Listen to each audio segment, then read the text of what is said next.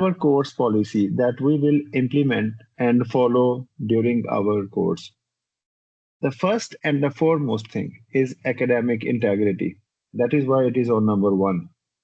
We have zero tolerance in our cybersecurity department for academic integrity. We have zero tolerance. What does it mean? It means that we do not tolerate cheating or plagiarism.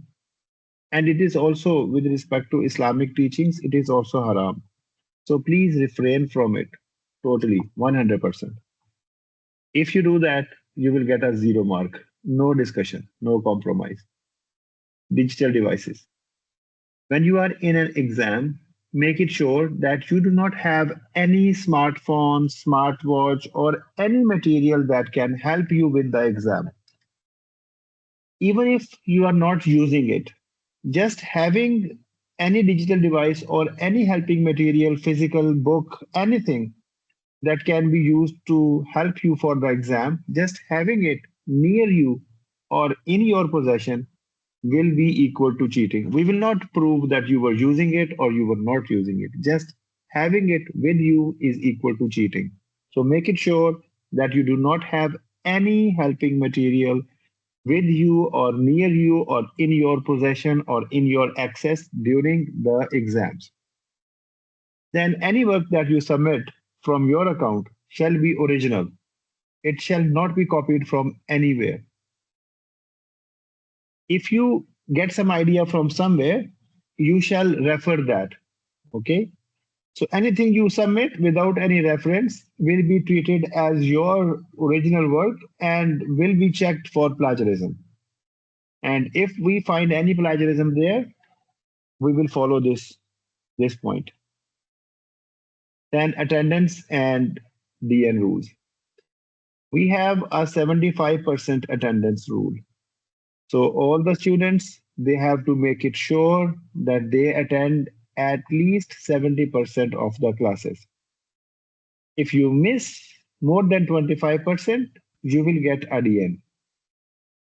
Okay, what are these 25% classes that you can miss and why you can miss, for example?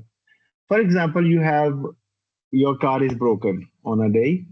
You do not have to tell me. You can simply repair it, have an off, but make it sure that you remain within that boundary of 25% in the entire semester.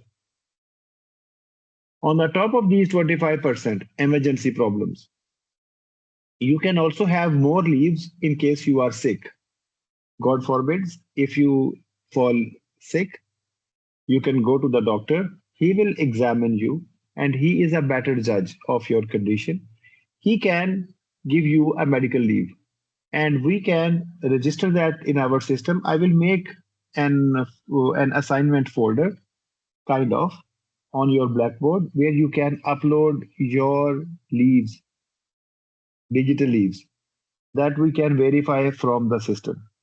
So you will upload your digital leaves at the very max 1 day after you have finished your leave, right? For example, you have a 1 day leave, you will have to upload that leave the next day at the latest. Okay.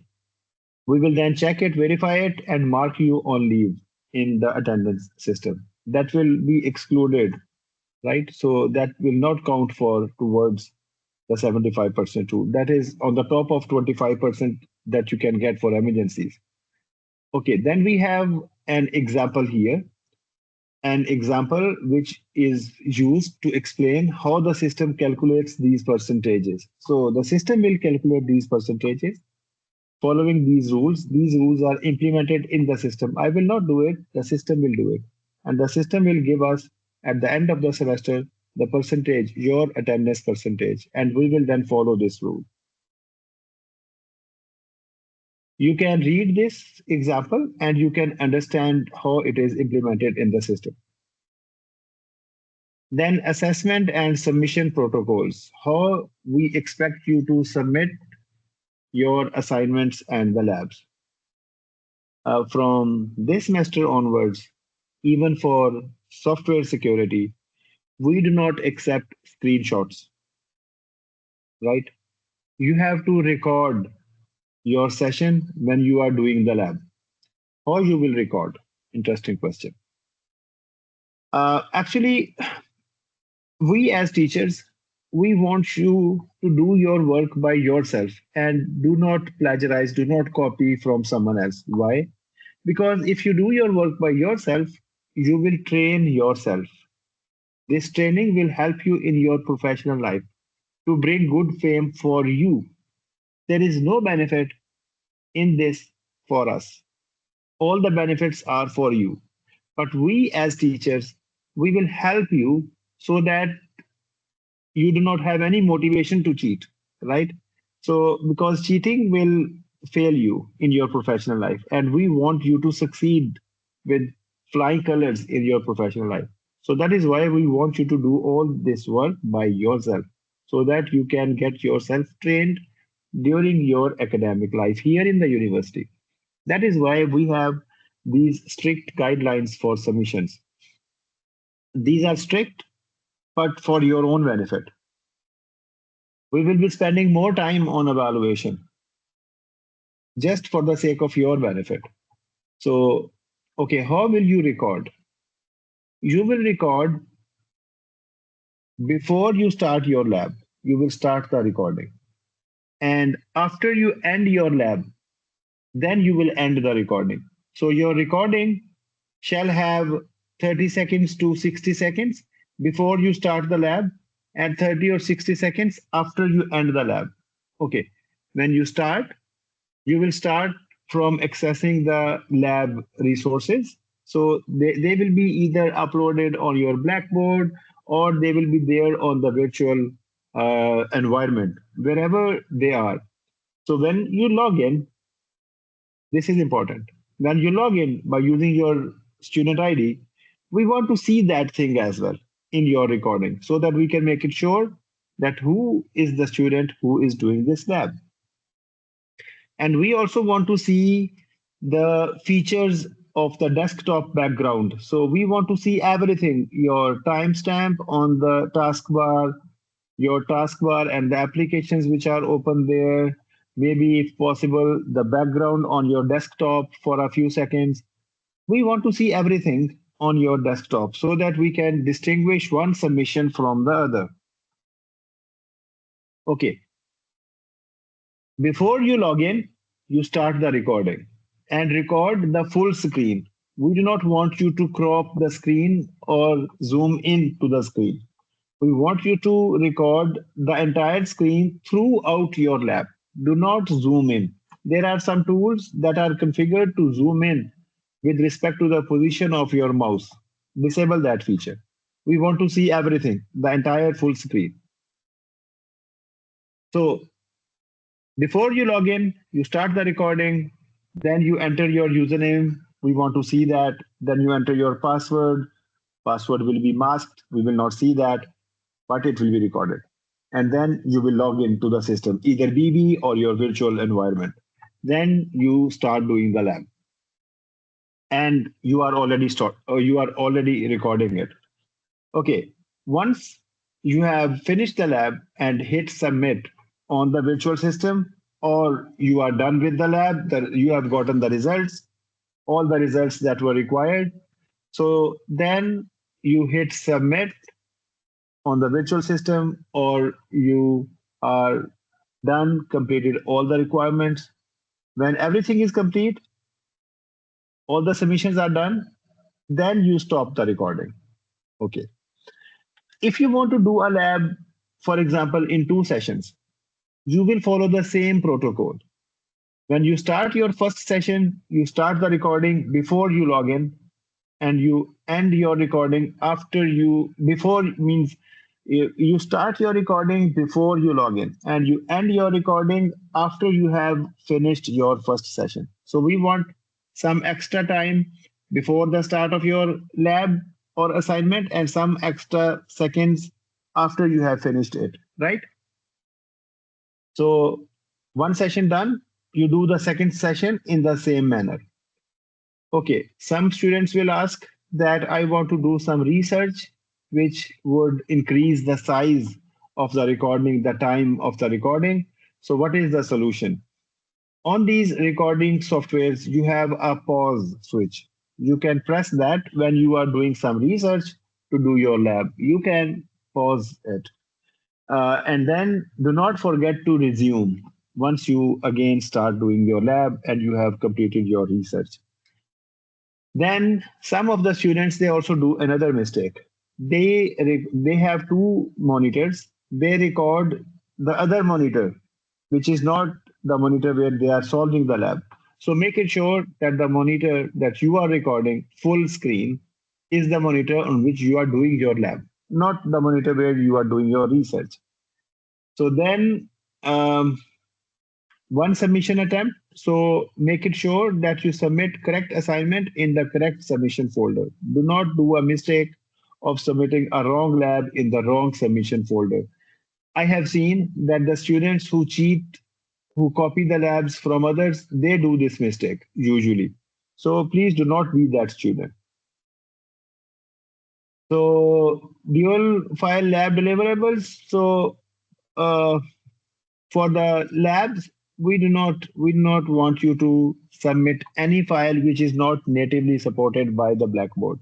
What does it mean? It means, for example, when you are uploading your video recording, upload in the native format, which is supported by Blackboard, and we can use the Blackboard preview window to watch your video. Do not make us download 600, 700 megabytes of video locally and then we preview. Do not do that. We want to make your life easy. Do not make our life difficult, right? So upload a file format which is natively supported by Blackboard. You can also check it when you submit that whether it is being opened by Blackboard or not. If there is a zip file, Blackboard cannot open it. So do not zip your videos. If you want to compress the video, reduce the size, there are different applications available. For example, Handbrake, use that tool to reduce the submission size if you want to. But keep the file format which is supported natively by the Blackboard so that we can watch it by using the preview window available in the Blackboard system. Then for the project, if a project has a lab type thing that you want to do, so we want you to record it in a similar fashion as you record your labs. Then you will also prepare a small little report where you will mention what you have done during this project. As always, both of these files shall be original. Then there shall be another third file where you will prepare a presentation of your project. This presentation shall also have a voiceover for each slide. On your Microsoft PowerPoint, you can, when you are presenting, you can record your presentation. So do that, record your presentation with your voice, and then upload that presentation along with your voice on the Blackboard. So we have three files that we need for a project. One, your video recording, following the lab submission guidelines to their letter and spirit. Then a Word or a PDF file with the description of what you have done. Then a presentation with your voiceover where you explain what you have done with the help of the screenshots from your lab or from your project. So how you can take these screenshots? When you are recording the lab or recording your work that you are doing, once you are done with that recording, you can play that recording and take the screenshots of important, interesting events that you want to include into your presentation. Now, here you are free. You can choose any events that you think are interesting and you want to present, you want to make them a part of your presentation. Okay, for video recording and for any screenshots that you include into your reports or into your presentations, do not crop anything. Do not crop anything. Do not, I will repeat, do not crop anything because if you crop, that submission will not be acceptable. You will get straight zero. So for any text that you submit, the similarity index shall not go into two digits. It shall be lesser than 10% always. Make it sure. The deadlines, you will set the deadlines usually, and we will. only enforce them on Blackboard. So these deadlines are hard because you are choosing them, so they are hard. So you will have penalties for late submissions. Quizzes, because the quizzes will be announced.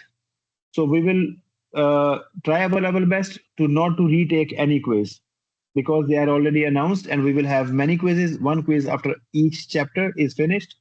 So we cannot have a lot of retakes. That is why we will discourage the retakes of quizzes because they will be announced. So make it sure that you are present during a quiz. And communication and grading. So communication, we have a WhatsApp group.